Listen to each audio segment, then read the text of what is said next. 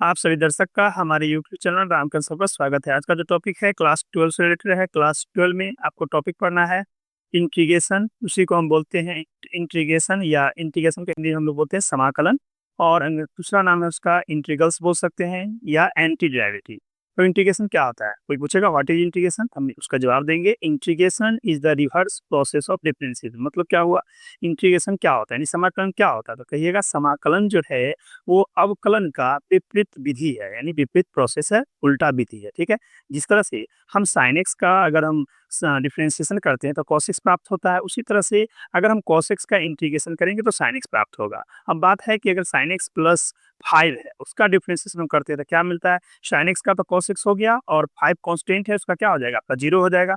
इसीलिए जब भी हम इंटीग्रेशन करेंगे, मान लीजिए cos x का, तो हम लिखेंगे sin x और प्लस सी क्यों? यानी जो कांस्टेंट का डिफरेंशिएशन 0 हो चुका है उसको लाने के लिए हम हमेशा कांस्टेंट सी जोड़ा करेंगे और सी को बोलेंगे इंटीग्रेशन कांस्टेंट या इंटीग्रल कांस्टेंट। ठीक है, आइए इसमें कुछ इंपॉर्टेंट फार्मूला है जिस पर हम लोग डिस्कशन करते हैं। आप सोल्यूशन तक बने रहेंगे और देखते रहें, समझने का प्रयास करें। चलिए देखिए, सबसे पहले हम देखते हैं यहाँ से सम इंपॉर्टेंट फार्मूला।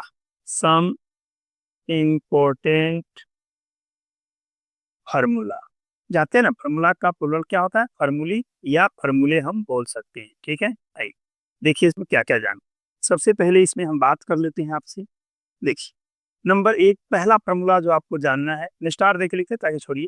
अगर इंटीग्रेशन का ये साइन है, अगर इंटीग्रेशन यहाँ से हम लिखे एक्स के पावर एन डी एक्स, क्या देगा? जैसा कि आप जानते हैं इंटीग्रेशन में रूल याद रखना है कि जो भी पावर होगा उस पावर में आप एक बढ़ा दीजिएगा और उतना ही से नीचे डिवाइड कीजिएगा और सी जोड़िएगा, यानी इसको आप लिखेंगे यहाँ पर एक्स के power N plus one by N plus one आप प्लस सी। ध्यान रखना है क्या, लिखिए ये जो पावर एन था तो उसमें एक इंक्रीज करा दीजिए यानी एक बढ़ा दीजिएगा, एन प्लस वन हुआ। और जितना पावर होगा उस पावर से डिवाइड भी करना है। ठीक है, हम क्या लिख देंगे, इंटीग्रेशन एक्स के पावर एन डी एक्स का वैल्यू एक्स के power N plus one by N plus one plus C. यहाँ पर सी क्या कहलाएगा?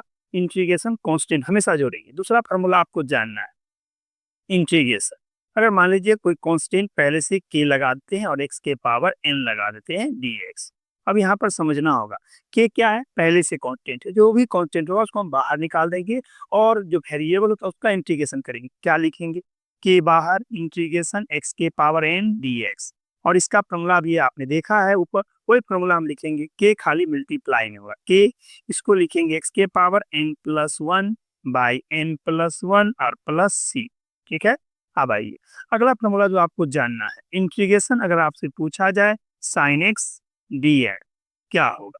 याद कीजिए, डिफरेंशिएशन में आपको हमने बताया था कि जब भी हम इन डिफरेंशिएशन डी कोसेक्स का बोलते हैं, जो सी से स्टार्ट होता था उसमें माइनस लगाते हैं। इन कोसेक्स का डिफरेंशिएशन आप जानते हैं माइनस साइन एक्स होता है। अब इंटीग्रेशन में क्या याद रखना है, जिसका इंटीग्रेशन करने के बाद अगर रिजल्ट हम लिखेंगे, अगर वो की से स्टार्ट होगा तो उसे माइनस लगेगा। क्लियर है? जैसे हम साइन एक्स का इंटीग्रेशन करेंगे तो cos x तो आएगा, लेकिन cos x का स्टार्ट किस लेटर से हुआ? सी से, इसमें से माइनस लगेंगे। इसलिए हम याद रखेंगे साइन एक्स का integration minus cos x plus C, जहाँ सी क्या होगा? इंटीग्रेशन कांस्टेंट होगा। आइए आगे जानते हैं, आपका इंटीग्रेशन अगर यहाँ पर cos x dx होगा तब क्या लिखेंगे? तो cos का जानते हैं कि साइन होता है, तब यहाँ लिख देंगे यहाँ पर साइन x प्लस सी। नेक्स्ट, अब आइए अगर इंटीग्रेशन पूछा जाए, अभी हम आपको सिर्फ वो फॉर्मूला बताते हैं जो डिफरेंशिएशन में आप याद किए हैं। बाद में हर चीज का, जिसका सब चीज का इंटीग्रेशन होगा, इस बात को पहले नोट कर लेंगे कि हर फंक्शन का इंटीग्रेशन नहीं होता है। ठीक है, तो जिसका जिसका डिफरेंशिएशन करके हम प्राप्त किए थे उसी का इंटीग्रेशन सिखा रहे हैं। अगला जानिए आपका यहाँ से sec square X D X. अब बताइए किसका डिफरेंशिएशन आप याद किए? सेक स्क्वायर एक्स, आप कहिएगा 10x। आपको याद होगा कि 10x का differentiation D 10x by D X का आप याद किए होंगे सेक स्क्वायर एक्स। यही कारण है कि sec square X D X का हम इंटीग्रेशन लिखेंगे यहाँ पर 10x प्लस सी। आगे बढ़ते हैं, देखिए नेक्स्ट, अब हम बात करते हैं यहाँ पर कोसेक। तो cosec square X D X याद कीजिए किसका होगा? कोसेक आप जानते हैं ना कि अगर हम कॉटेक्स का डिफरेंशिएशन किए थे तो वो था माइनस कोसेक स्क्वायर एक्स, तो उसी से स्टार्ट था। यहाँ पर हमारा कोसेक स्क्वायर एक्स लिखे हैं और इसका आंसर कॉट में आएगा। ठीक है, तो कॉट सी से स्टार्ट हुआ, इसमें माइनस लगा देंगे। क्या लिखेंगे? माइनस कॉट हम एक्स प्लस सी याद रखेंगे। ठीक है, नेक्स्ट हम चलते हैं आगे, आपको इंटीग्रेशन अब आ जाएगी। अगर हम यहाँ से लिख दें कि सेक एक्स इंटू 10x dx। अब याद कीजिए किसका डिफ्रेंसिएशन करने पर आपका सेक एक्स इंटू 10x आया था, तो सेक एक्स का याद कीजिए कि अगर D sec X by D X था तो क्या लिखते थे उसका डिफ्रेंसिएशन, उसका होता था सेक एक्स इंटू 10x। यही कारण है कि सेक एक्स 10x dx का जो इंटीग्रेशन करेंगे वो आपका आ जाएगा सेक एक्स प्लस सी। ठीक है, अब आइए नेक्स्ट अगर हम बात कर लें यहाँ पर कि इंटीग्रेशन, अगर यहाँ पर cosec X into cot X D X, बताइए किसका था। आप जानते हैं ना कि अगर हम यहाँ पर कोसेक एक्स का अगर डिफ्रेंसिएशन पूछेंगे आपसे तो क्या बोलिएगा, कोसेक एक्स का था ना minus cosec X into cot X. इसी कारण यहाँ पर कोसेक एक्स और कॉट एक्स डीएक्स का जो इंटीग्रेशन होगा वो आ जाएगा कोसेक, लेकिन कोसेक स्टार्ट किस में होता है, सी से, इसलिए उसमें माइनस लगा देंगे और याद रखेंगे minus cosec x plus C.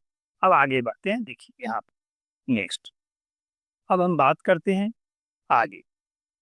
यहाँ तक तो रेशियो का सबका आगे देख लीजिए, साइन का, कॉस का, टेन का, कॉट का, सेक का, कोसेक का, जिसका डिफरेंशियल हम सीखे तो उसका इंटीग्रेशन करना सिखाएं। अब आइए अब हम ले चलते हैं आपको इंटीग्रेशन में। ध्यान रखना है E to the power X D X, याद कीजिए E to the power X का आपसे इंटीग्रेशन पूछे या डिफरेंशिएशन सेम रहता है, यानी जब भी कोई आपसे पूछेगा D E to the power X by D X तो क्या बोलेंगे E to the power X. उसी तरह से अगर आपसे पूछेगा integration E to the power X D X क्या होगा तो क्या बोलिएगा E to the power X, इसलिए हमको इसका याद रखना है E to the power X plus सी।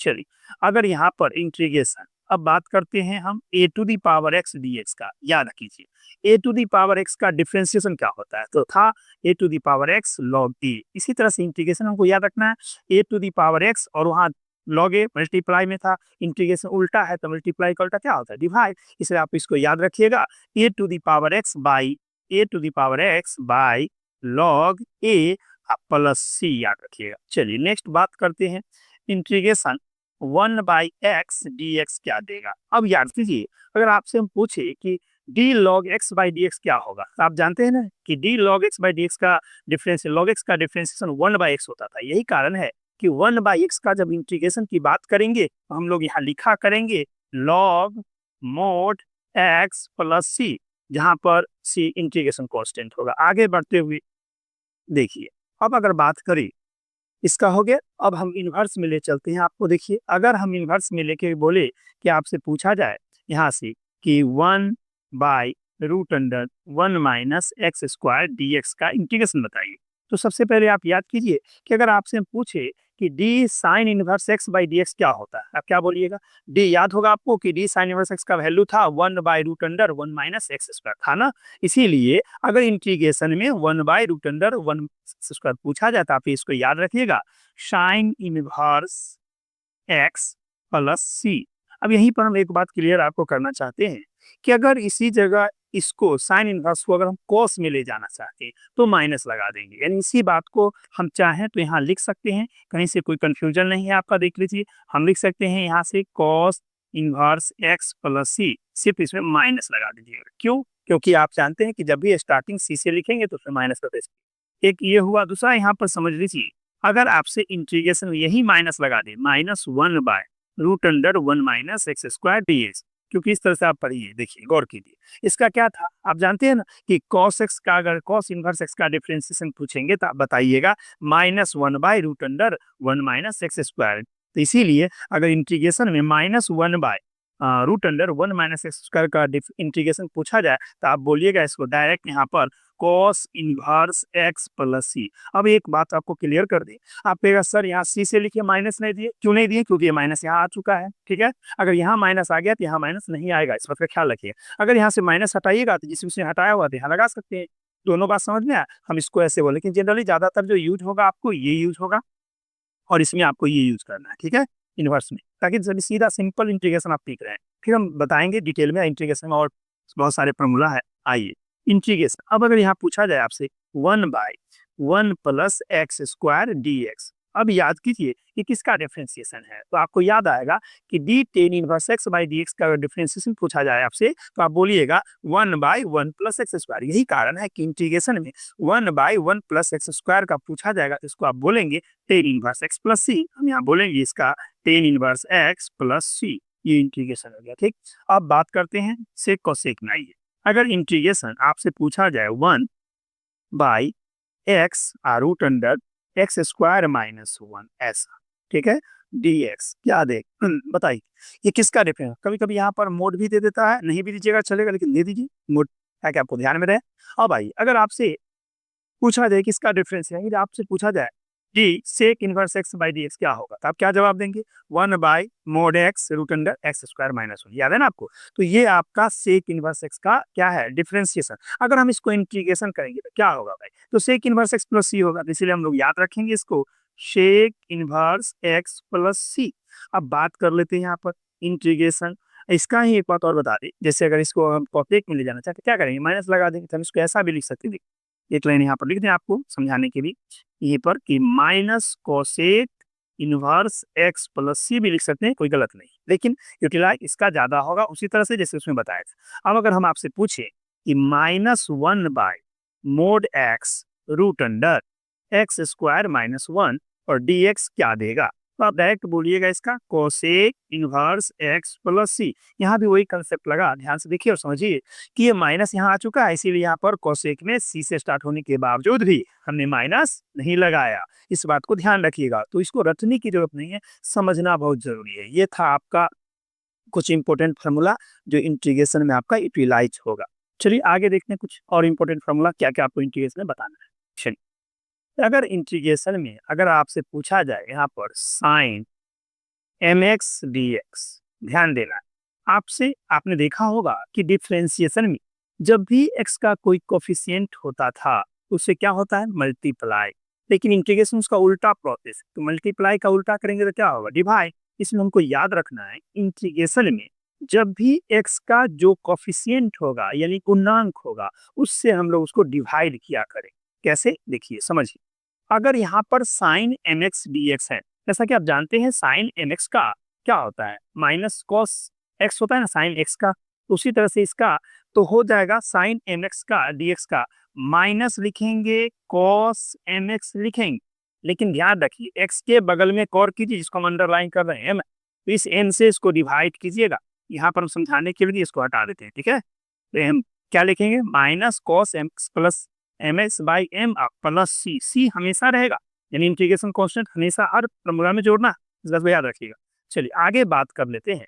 अगर इंटीग्रेशन cos mx dx हो तब बताइए क्या लिखेंगे, तब इसको हम बोल सकते हैं cos का साइन होता है, तो यहाँ पर कहेंगे sine mx by m plus C, मतलब x का गुणनक देखिए m था, m से हमने क्या किया, डिवाइड कर दिया। अब आइए इसी तरह से अगर आपसे पूछा जाए इंटीग्रेशन मान लीजिए सेक स्क्वायर mx dx क्या देगा बताइए, तो यहाँ पर x का गुणनक क्या है, m है, तो हम क्या करेंगे m पे डिवाइड। अब बताइए सेक x का क्या है, या सेक स्क्वायर x का 10x, तो यहाँ पर हम लिखेंगे 10 mx by m plus C.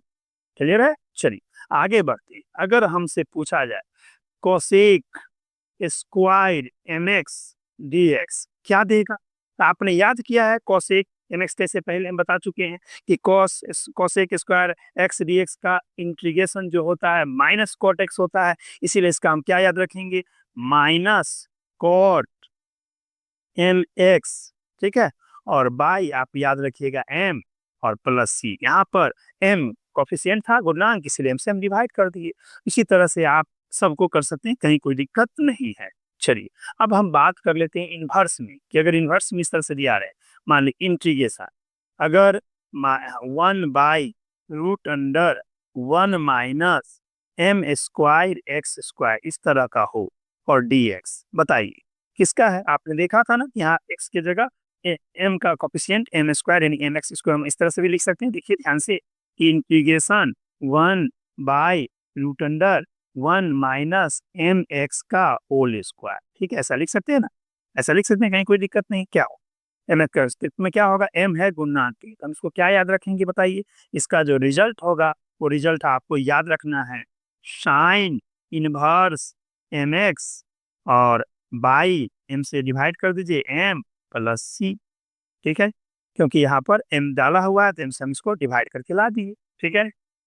चलिए, अब बात करते हैं यहाँ से EM आ जाएगा। इसी जगह ध्यान दीजिए, अगर MC यहाँ मल्टीप्लाई होता तो EM से यहाँ डिवाइड में ना वहाँ चला जाता। ठीक है, इस बात को ध्यान रखिए। यानी अगर आपसे इस तरह से पूछा जाए, अगर M से लगा के मल्टीप्लाई करके, देखिए कि integration M by root under 1 माइनस MX का होल स्क्वायर DX क्या देगा। तो गौर कीजिए, ये जो M यहाँ दिख रहा है वो यहाँ चला गया, तो डायरेक्ट हम इसको याद रखेंगे साइन इनवर्स MX और प्लस C। क्यों? क्योंकि अगर हमको sine inverse MX plus sine inverse MX का डिफरेंशिएशन पूछेगा तो हम क्या बोलेंगे, M से गुना करेंगे ना, तो बोलेंगे 1 by root under MX। X की जगह क्या है, MX है, MX स्क्वायर है, M से गुना करेंगे तो इतना आ जाएगा। इसीलिए आपको इस तरह से इजी से याद।